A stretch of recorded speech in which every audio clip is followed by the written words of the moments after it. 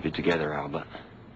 That's all you gotta do. You just keep it together. You'll be fine. Albert.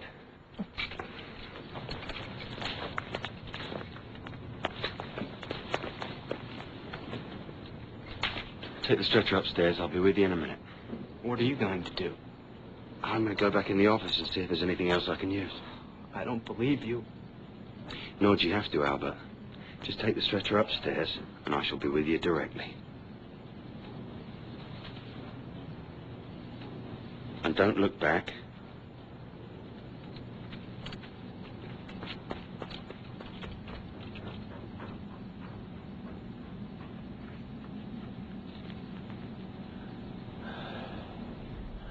This is more than you deserve, you bastard.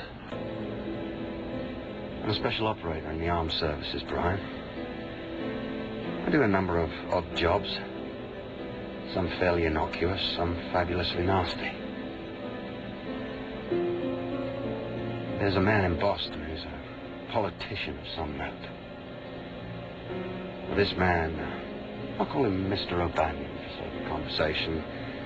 He's very rich, Brian. And an enthusiastic supporter of the Irish Republican Army. He's also an idealist of the most dangerous sort. One who's never had to view the carnage at first hand. You were supposed to kill him? Not unless I had to. See, our Mr. O'Banion has a great deal of powerful American friends, and his friends are our friends, and therefore killing Mr. O'Banion would be a great political risk. It does have a very nice piece of fluff on the side. Law, I think we could have something, you and me. Do you think I could be right about that? Because if you do, say so. There's no time to dance, absolutely none. Yes, I do. I think that's right. But we don't know for sure. I mean, we can't know. It all comes back to time, doesn't it? Time and sleep and not knowing. But I have to be the one, Laurel.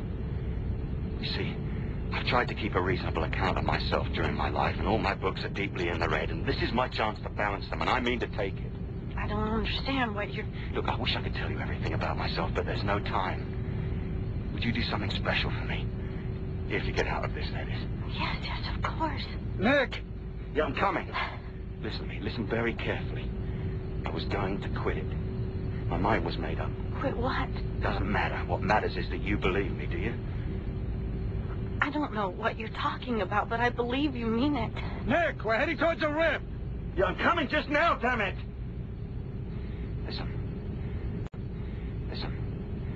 My dear old dad lives in the village of Fluting. It's about 20 miles south of London. You ask for him in any shop along the high street, Mr. Hopewell. Some of the old ones still call him the gaffer. You go to him and tell him I was going to quit it. You'll need to be persistent. He tends to turn away and curse loudly when he hears my name. Can you be persistent? Yes. Good. And you repeat what I told you. And you tell him you believe me. Tell him that I tried my best to atone for what happened outside the church in Belfast. In Belfast? Right. If you can't get him to listen, you tell him that he must listen because of the daisies. Because of the time I bought the daisies. Because when you brought him daisies. No, not to him. But it'll do. Can you remember that as well? Yes. But... Thank you so much, Laura. You're welcome, mate. It's been a flight to remember. Even without the movie and the free mimosas.